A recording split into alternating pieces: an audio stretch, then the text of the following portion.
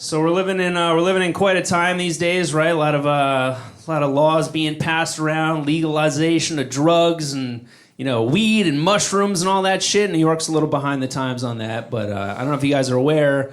We just decriminalized public urination. Yeah, you guys are not as excited as I was to find that out. I was thrilled to find this out. Because, one of the biggest problems, one of the biggest complaints about New York is not enough public bathrooms, and that's one way to handle that, right?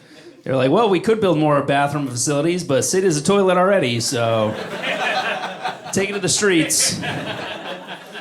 One of my buddies was like, you weren't even this happy when gay marriage was legalized. I was like, this is gay marriage for drunk people. I've been doing it for years anyway, but now I don't have to go hands-free while pretending to pop the trunk of a car that's not mine, so...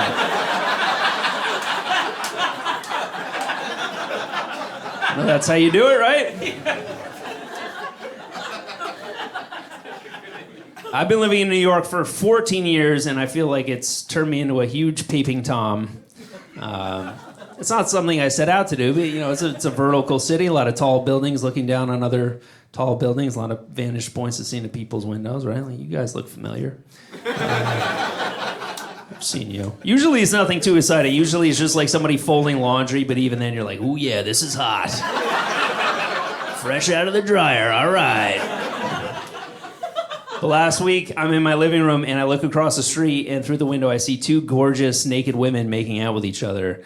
And they were on an equally naked man's television screen, but that's neither here nor there. Just cropped him right out, no problem. I don't know who should have been more ashamed, him for not pulling the curtains closed or me for pulling up a chair.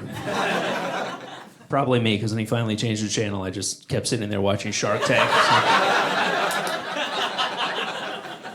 New York's getting more expensive all the time, though. Movie ticket now, $16.50, right? Which is insane. I don't do that. I go to the movies a lot. I cannot afford to do that. I get my tickets online for the senior price. You guys do this? It works every time. One time I got caught and the usher was like, sir, these are senior tickets. I was like, yes, they are. He's like, well, sir, you're clearly under 65. I was like, flattery will get you everywhere. You are too kind, young man. He was like, I'm going to need to see some ID. I was like, sure enough, where the hell is my wallet? It's Alzheimer's. Is the pits, man. I tell you. This is the flight to Cincinnati, right?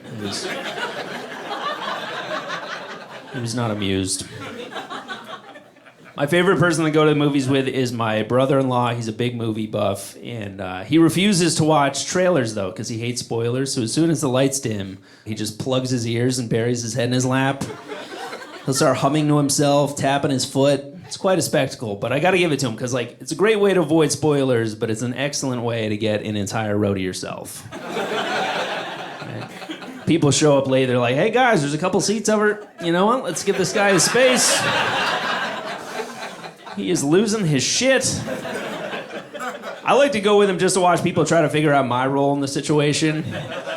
They're like, well, it's either front row or hope his handler here keeps him in check. And then I just join in with him. They're like, oh God, there's two of them. Front row it is.